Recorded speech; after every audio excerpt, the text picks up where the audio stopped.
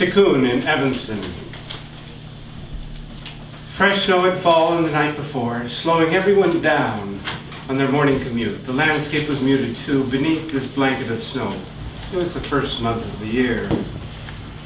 The phrase that came to mind as I made my way to the job site that January morning was something from the Jewish Midrash.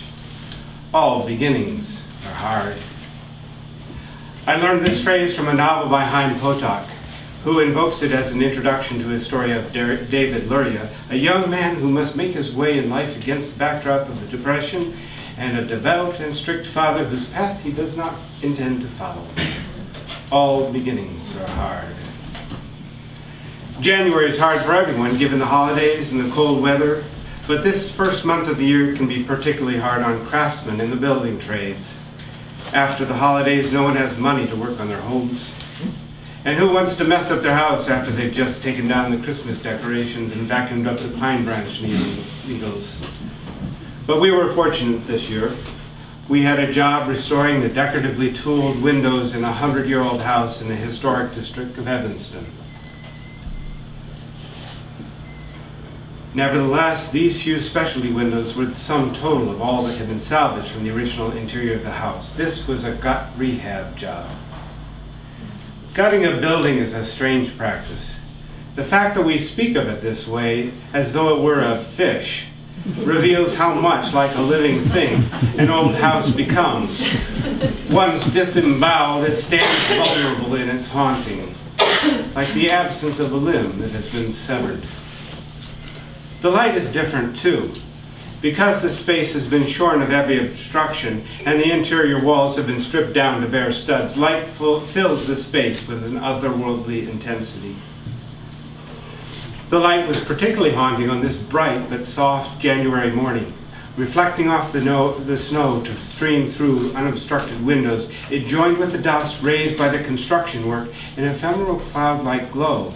It was as if the whole space were a scene from a dream in a movie. Except this wasn't a movie. This was real. This was a dream. But it was subtle and could easily have been ignored. In fact, I don't think anyone else but me noticed. And if I had drawn attention to it, these workers probably would have thought I was slightly off my rocker. Or at least they would have shrugged their shoulders and thrown me a glance that said, "Buddy, I don't know about you, but I've got work to do. Keep your craziness to yourself and let me do my job." I actually liked working with these guys. They didn't have a lot of time for nervous banter and they didn't play loud music.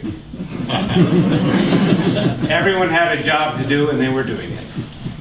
Working in that light with this crew on that cocoon of a January morning, something shifted. Or perhaps I was just half asleep. Nevertheless, out of the corner of my eye, I saw space fold itself over into another world. If only for an instant, these were no longer craftsmen renovating a house. They were a gathering of commissioned workers silently mending the world, beginning again.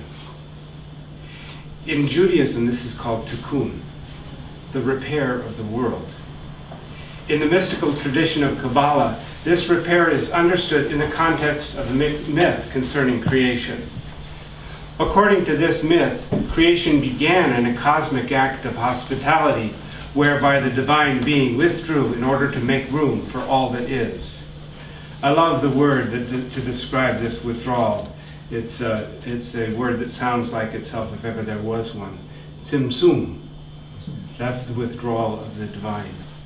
Once the divine presence had withdrawn, the divine light that was needed to build creation was collected in 12 clay vessels. But these vessels were not strong enough to contain the light, and they shattered, sending splinters everywhere. Sparks of light sank down into every substance of creation to become imprisoned in what then became dark and heavy matter. Tikkun, then, is a commission given to every human being. Every one of us is commissioned to recover the shard-like sparks of divine light so as to release them from their imprisonment in the darkness and heaviness of matter. I have one quibble with this myth, though. According to most readings, the divine light is returned to God. One gets the impression from this act that matter itself is evil, and that the return of the divine light is the return to another world. But I think that's a misreading of what happens. If you have ever seen a well-crafted piece of work, you recognize a graceful elegance that is neither heavy nor dark, but rather is something that sings. It takes on that quality which Milan Kundera once described as the unbearable lightness of being. The divine, released from darkness and heaviness, stays right where it is to radiate grace and light for all who have eyes and ears to see it and hear it.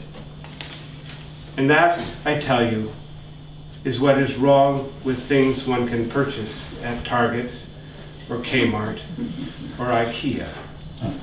This ready-made stuff is dark and heavy. It has no God in it.